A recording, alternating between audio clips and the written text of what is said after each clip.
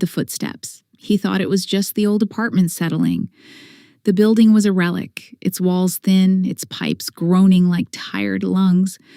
But these footsteps were deliberate, slow, heavy. They echoed in the hallway outside his door at 3:17 a.m., then stopped.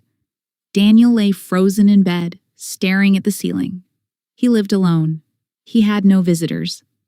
And yet, every night for the past week, the footsteps returned, always at the same time, always stopping outside his door. Day 1, the note. On the 7th night, Daniel gathered the courage to check. He opened the door to the dim corridor, the flickering fluorescent light buzzing overhead. No one was there. Only a folded piece of paper taped to his door. It read, "I know what you did." Daniel's stomach dropped.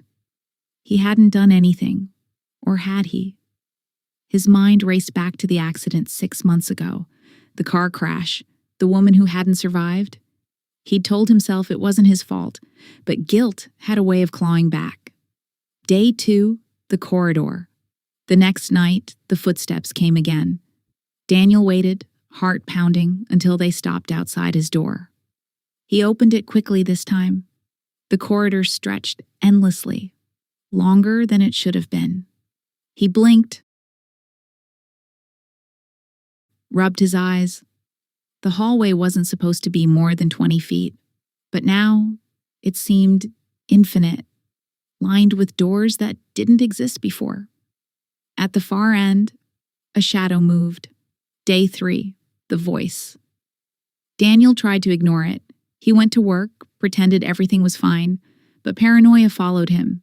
He saw reflections in windows that didn't match his movements. He heard whispers in the elevator. That night, the footsteps returned. When he opened the door, the corridor was normal again.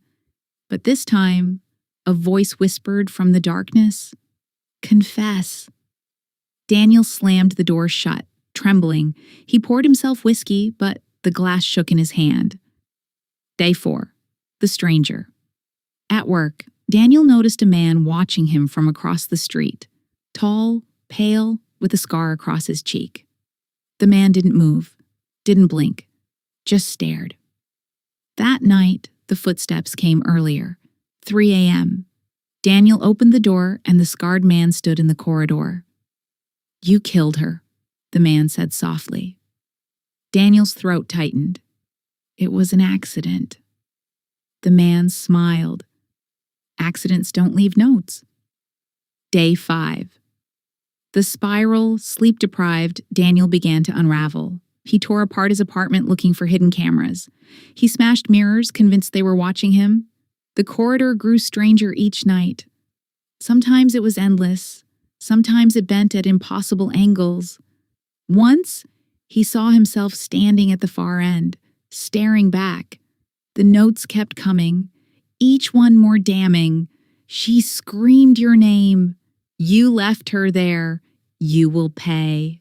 Day 6, the confession. Daniel couldn't take it anymore. He returned to the crash site, a lonely stretch of highway. He stood where the car had flipped, where the woman had died. He whispered into the night, "I'm sorry. I should have stopped. I should have helped." The wind carried his words away. For a moment, he felt lighter, but when he returned home, the corridor was waiting, longer than ever. At the far end, dozens of doors opened one by one. Behind each door stood the scarred man, multiplied, smiling. Day 7, the corridor inside. Daniel realized the corridor wasn't outside. It was inside him, a labyrinth of guilt, stretching endlessly. The scarred man was his conscience, his punishment. That night, the footsteps didn't stop outside his door. They entered. Daniel woke to find himself standing in the corridor, barefoot, the doors closing behind him. He ran, but the hallway stretched forever. The scarred man's voice echoed, "You can't escape yourself." The ending weeks later, Daniel's neighbors reported strange noises, screams, footsteps. But when police entered his apartment, it was empty. Only the corridor remained.